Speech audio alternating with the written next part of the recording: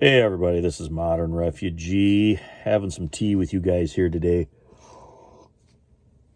It's cold and nasty out. I hope everybody's staying warm out there today. And wanted to do a video talking about some recollections that I have and sort of some techniques that the old timers used out on the farm and out hunting and stuff. And one of these in particular is something that I don't really hear anymore, but I think it still has a practical application.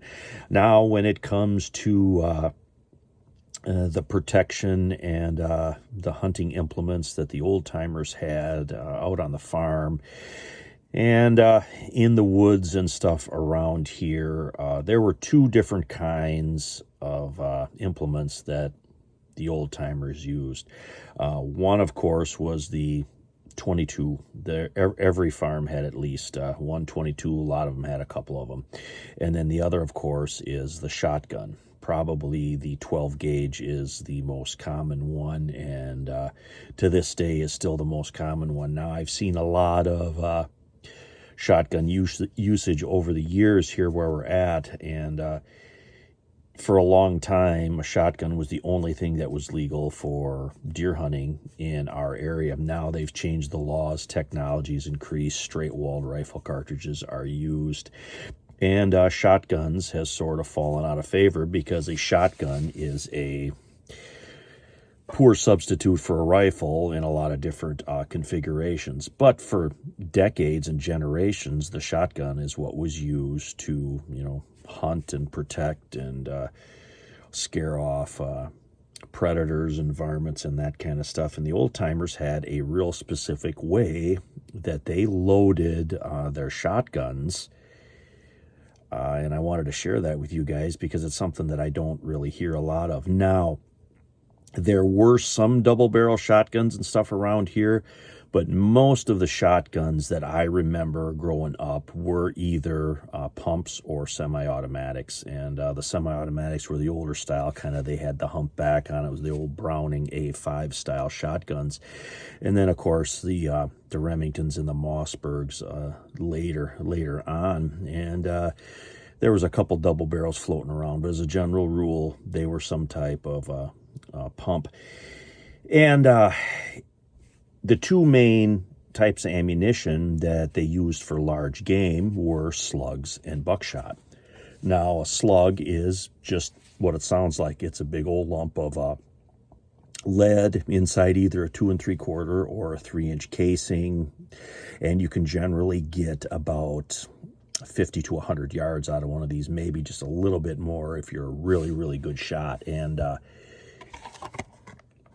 that is what the trajectory looks like on shotgun slugs. This is on the package here, and it doesn't really matter what brand you're shooting. The trajectory is pretty much going to look like that. And then the other is buckshot, and buckshot is a collection of pellets of different sizes that are in a solid case. Now, this here is a 3-inch chamber, and it is a triple odd buckshot. Now, you can see here, those are the buckshot sizes. This is triple odd, which is the largest over there, and it has 10 of those pellets in that 3-inch shell right there. And how the old timers would load their shotguns when they would go out deer hunting or whatever, is they would put a slug or maybe two in first. So you'd put a slug in the chamber, and then they would follow it up with a buckshot.